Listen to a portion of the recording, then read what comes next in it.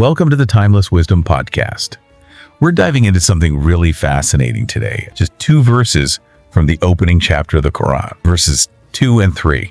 And you might think, 2 verses, what could be so special? Right. But trust me, there's a universe of insight packed into these words about how we see the world, how we experience blessings, even how we connect with nature.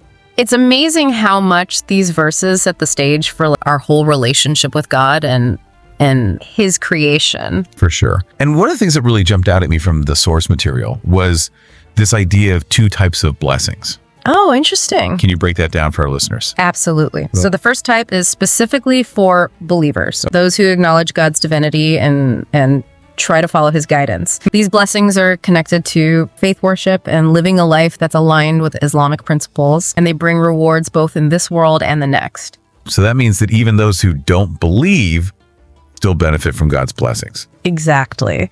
And that leads us to the second type of blessing. Blessings that everyone enjoys simply because God is the Lord of all creation. Think about it. The sun, the rain, the air we breathe, the food that grows from the earth. These are gifts given to all of humanity, regardless of their beliefs. It's true. That really shifts your perspective when you think about it that way. It makes you appreciate everything so much more. For sure. And both types of blessings are reasons for immense gratitude and praise. There's actually a verse in the Quran 7.32 that highlights this beautifully. Oh, really? He says, "Say, who has made unlawful God's beautiful things of adornment and elegance, which he has produced for his servants, and the delicious and pure things of his providing?" Say. They are primarily meant for the believers, and for the disbelievers too in this present life, but exclusively for the believers on the day of resurrection. In this way do we explain the messages for the people of knowledge. Wow. So it's like everyone gets to enjoy the beauty of creation. But those who believe have a deeper level of appreciation and reward. And it reminds us that while we should be grateful for all the blessings in our lives, recognizing and acknowledging God as the source of those blessings, Right. it really adds another dimension to our gratitude and our relationship with him. Absolutely. Now, another phrase that stood out to me was Lord of the Worlds. It comes up in verse 2. Yeah. It just seems so powerful. What's the significance of that title? Lord of the Worlds isn't just a title, it's a profound statement about God's absolute control and dominion over everything that exists. Wow. This means he ensures provision for all beings, Right. rewards patience during hardship, and ultimately gives us a sense of security in the midst of all the uncertainties of life. That must have a huge impact on how we view our own challenges and blessings then, right? Definitely. If we really understand the concept of God as the Lord of the Worlds, we can face anything with more faith and less fear. Absolutely. Knowing that a higher power is in control, a power that is not only all-powerful, but also infinitely wise and merciful, it can totally change how we navigate those ups and downs of life. Now, there's this incredible narration, Hadith Qudsi, that just blew my mind. Oh, yeah. It talks about the sky, the oceans, and the mountains expressing distress over humanity's ingratitude. That's powerful. I know, it's so deep. It is. This narration reveals a profound concept that creation itself has a level of awareness Wow. and can actually react to our actions. Really? Imagine the sky, the vast oceans, the mighty mountains being so deeply affected by our lack of gratitude that they actually express their sorrow. It makes you think about how you treat the environment, right? How you interact with the world around you. For sure. We often take these things for granted, but they're blessings from God and they deserve our respect and care. Absolutely. And this idea that creation can actually communicate with us, that it's not just a passive backdrop to our lives. It's supported by several verses in the Quran. Oh, really? What kind of verses? Well, for example, verse 41.11 describes the very beginning of creation. It states, "Then he turned to the sky, which was smoke. He said to it and the earth, 'Come into being willingly or not,' and they said, 'We come willingly.'" This shows that even the sky and the earth in their earliest forms understood and responded to God's command. That's incredible. So the universe really is alive and responsive in ways that we might not fully comprehend. Yes, and it goes even further. Verse 44.2529 describes how the heavens and earth did not weep for the people of Pharaoh because of their transgression. Wow. This implies that they're capable of expressing emotions like weeping. It's like this whole interconnected web of creation, and we're all part of it. We are. And this reminds me of the stories in the Quran about Prophet Solomon understanding the language of animals and the mountains praising God alongside Prophet David. It paints this incredible picture of a universe that is not only created by God, but also constantly interacting with him and responding to his will. You've hit on a key point. The Quran teaches us that creation is not just a random collection of objects. Right. It's a divinely orchestrated system where everything is connected, everything has a purpose, and everything ultimately points back to God. This is all so fascinating, but I have a feeling we're just scratching the surface here. We are. There's so much more to explore. It's amazing to think about how even the mountains and the oceans are affected by our actions. It really highlights the responsibility we have to the world around us, right? It really does. When you realize that even the parts of creation that seem inanimate are connected to us and impacted by our behavior, it really makes you rethink your choices and their consequences. And it brings us back to that powerful phrase, Lord of the worlds, doesn't it? For sure. Understanding that God has dominion over everything, including the elements of creation that we might just overlook. Right. It gives us a really profound sense of accountability. Absolutely. It's not just about acknowledging God's blessings. Right. It's about recognizing that we have a duty to use those blessings wisely and to live in a way that honors the Creator. Realizing that we're not just separate individuals living in our own little bubbles. We're part of this intricate web of creation. And our actions have ripple effects that extend way beyond ourselves. That's a beautiful way to put it. And it's a concept that's echoed in a lot of different spiritual traditions, including Islam.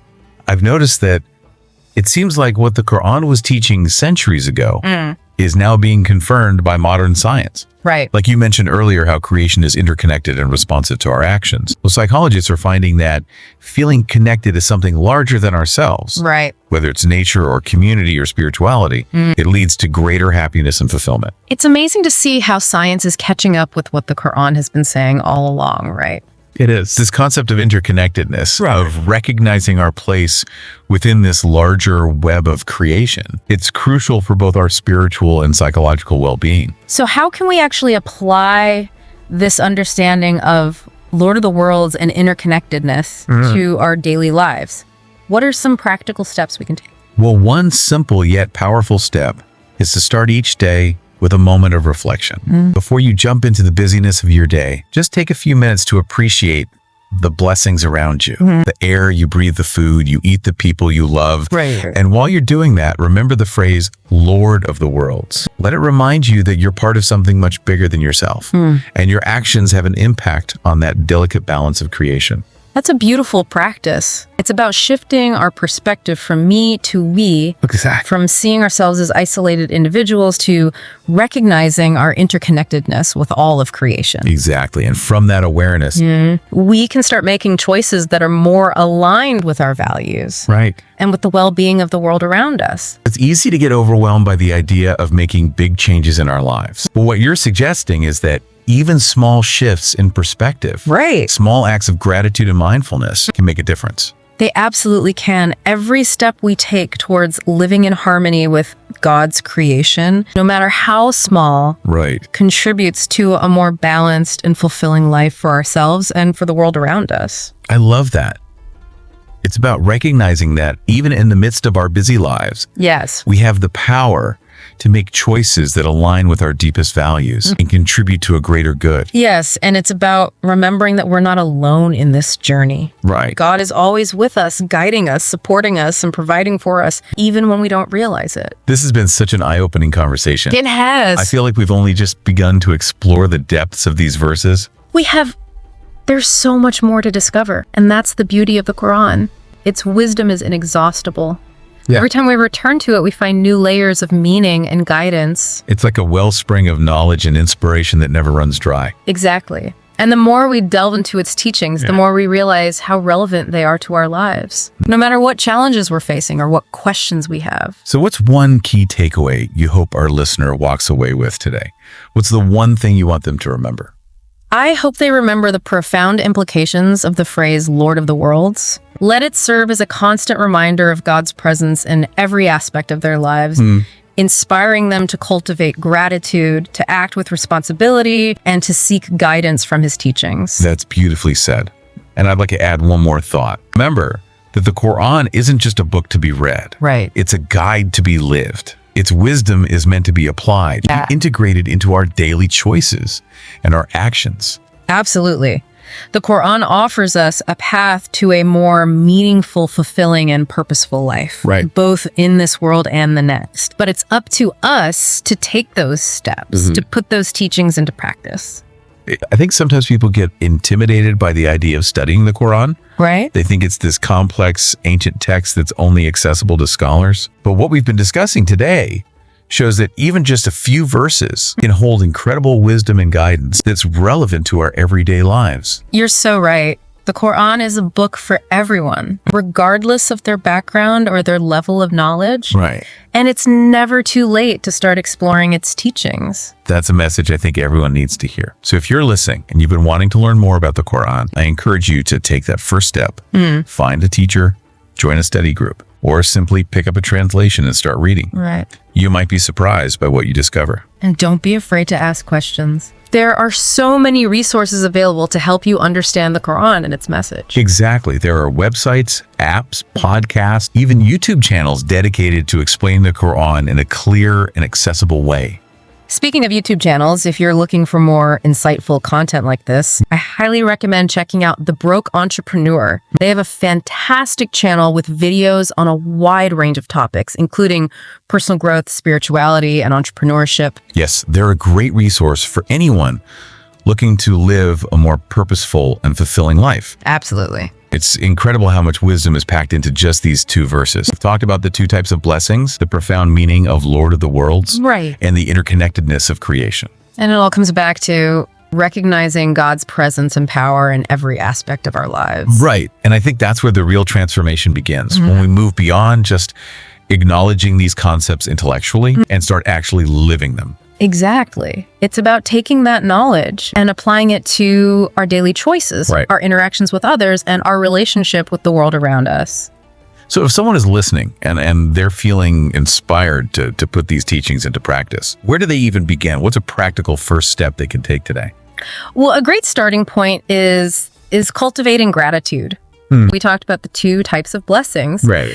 And those given to all of humanity are a perfect place to start. Just take a moment each day to reflect on the simple yet profound gifts that we often take for granted. Air we breathe, Right. the water we drink, the food that sustains us. That's so powerful. And it's something anyone can do regardless of their faith or background. Absolutely. And as you reflect on these blessings, remember that they all come from God, the Lord of the worlds. Right. Recognizing him as the source of all good deepens our appreciation and reminds us that we're never truly alone. I love that, weaving gratitude and remembrance of God into the fabric of our daily lives. Exactly. And from that foundation of gratitude, we can then begin to make more conscious choices. How can we use these blessings in a way that honors the giver? Right. How can we interact with others and with the environment in a way that reflects our understanding of interconnectedness? It's like a ripple effect, isn't it? It is. Starting with gratitude and awareness of God leads to more mindful actions, Yes. which then create a positive impact on the world around us. Exactly. And that positive impact doesn't have to be some grand gesture. Right. It can be as simple as smiling at a stranger, helping a neighbor in need, or choosing to reduce our environmental footprint. It's those small, everyday acts of kindness and awareness that truly make a difference. And remember, every step we take towards aligning our lives with God's will brings us closer to Him and to the fulfillment He has promised. This has been such an inspiring conversation. I feel like we've only just scratched the surface of what these 2 verses have to offer. There's always more to explore. Right. And that's the beauty of the Quran. Its guidance is timeless and endlessly relevant. Before we wrap up, I want to remind everyone about the Broke Entrepreneur YouTube channel. Oh, yeah. They have some fantastic content on personal growth, spirituality, and entrepreneurship, all from an Islamic perspective. It's a great resource for anyone looking to learn more and apply these principles to their lives. Thank you so much for sharing your insights with us today. Of course. It's been a truly enlightening conversation. It's been my pleasure. And remember, the Quran's wisdom is timeless. Apply it today.